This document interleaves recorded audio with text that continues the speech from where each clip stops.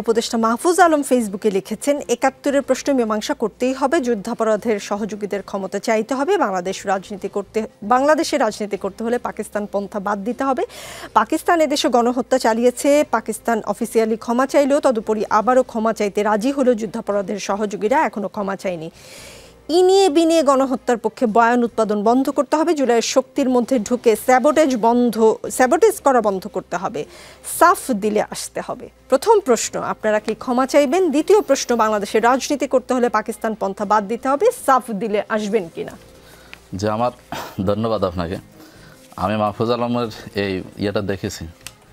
আমার কাছে প্রথম আমি প্রশ্নের জবাব দেওয়ার আগে একটু বলতে চাই, সেটা হচ্ছে মাহফুজ আলম কি কোনো রাজনৈতিক দলের নেতা? উনি এই স্ট্যাটাস দিতে পারেন কি না? ওনার স্ট্যাটাসের থেকে, ওনার উপদেষ্টা পরিষদের থেকে এটাই কোনো দলীয় সরকার কোনো সিদ্ধান্ত? উনি কিন্তু ওনার শপথ ভঙ্গ করেছেন, ওনাকে পদত্যাগ করা উচিত অবিলম্বে। কারণ উনি সরকারের থেকে কোনো ধরনের ব্যক্তিগত মত প্রকাশ করার, পোষণ করার, এভাবে স্ট্যাটাস দিয়ে এটা কোনো ইখতিয়ার আছে কিনা ওনার? আমি মনে করি নাই। এবং যদি উনি যে ভাষায় কথা বলতেছেন, কারণ আমরা তো বলতে পারি উনি কি ভারতীয় রয়ের কোনো এজেন্ট কিনা, এবং সেই যারা আগে ভূমিকা পালন করেছেন সেই ভূমিকা কি এখন উনি পালন করতেছেন কিনা, বা ওনার কাঁধে কোনো দায়িত্ব আসছে কিনা। জি, উপদেষ্টাকে জি উত্তর কি দিয়েছেন আপনি? হ্যাঁ, না আমি উত্তর দেই নাই, উত্তর দিব। আর কে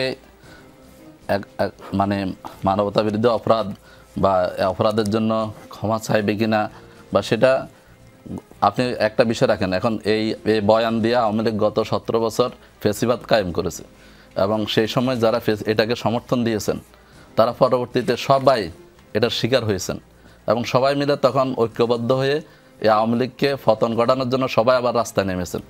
যখন জামাতের উপর এই বয়ান দিয়ে নির্মূল অভিযান শুরু হয়েছিল, তখন সবাই বিভিন্ন ইয়েতে দাঁড়িয়ে দাঁড়িয়ে হাততালি দিচ্ছিলেন। যখন একে একে সবাইকে ধরা হলো, তখন বুঝলো যে ওই শিয়ালের মুরগি ধরার মতো কেউ কিন্তু রক্ষা পাচ্ছে না।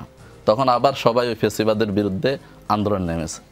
তো এই বয়ান 1971 সালের, এটা অনেক পুরাতন বয়ান, এবং বাংলাদেশের প্রেক্ষাপটে আপনারা জানেন যে অধ্যাপক গোলাম আজম 1992 সালে জেলখানা থেকে মুক্তি পাওয়ার পরে বাইতুল মোকাররমের গেটে দাঁড়িয়ে উনি বলেছেন, ক্ষমা চেয়েছেন যে আমার এবং আমার দলের যে ভূমিকা 71 সালের ইস্যুতে, আমরা সরাসরি যুদ্ধ করি নাই, আমরা অপরাধের সাথে জড়িত ছিলাম না, কিন্তু যেহেতু একটা মুক্তিযুদ্ধ হয়েছে, এই মুক্তিযুদ্ধের সময় যেহেতু আমরা মুক্তিযুদ্ধে অংশগ্রহণ করতে পারি নাই, এই জন্য যারা কষ্ট পেয়েছেন, যারা শিকার হয়েছেন, তাদের কাছে ক্ষমা প্রার্থী।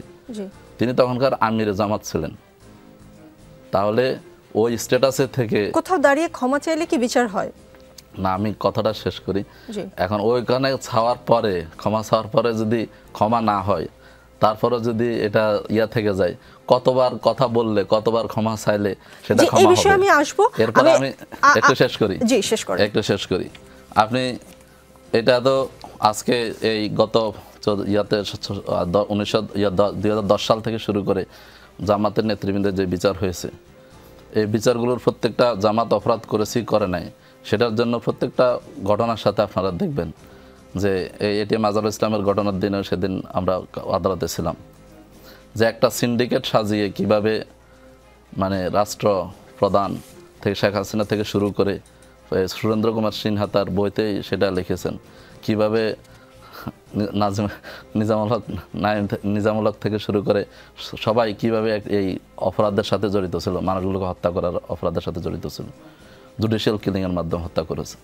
তো এই জন্য যদি অপরাধ যদি তিনি যে ভাষায় কথা বলেছেন, মানে অপরাধের সাথে জড়িত বা অপরাধ হলে তাদেরকে করতে হবে, অপরাধী হলে অবশ্যই ক্ষমা চাইবে, কিন্তু যতক্ষণ পর্যন্ত সেটা প্রমাণিত না হবে, সেটাকে এভাবে নিজের ব্যক্তিগত, যদি এটা রাষ্ট্রীয় সিদ্ধান্ত হয়, সরকারের কোনো সিদ্ধান্ত হয়, তাহলে সেটা সরকার বিজ্ঞপ্তির মাধ্যমে জানালে সেটা দল হিসেবে জামাত ইসলামী তার অবস্থান ব্যক্ত করবে। অ্যাডভাইজার তিনি এইভাবে শপথ নিয়ে তিনি শপথ লঙ্ঘন করে কোনো দল বা গোষ্ঠীর বিরুদ্ধে অবস্থান নিতে পারে কিনা সেটা নিয়ে আপনি প্রশ্ন তুলেছেন অ্যাডভোকেট সাহেব। কিন্তু আপনি প্রশ্ন তুলেছেন উপদেষ্টা কি রয়ের এজেন্ট কিনা।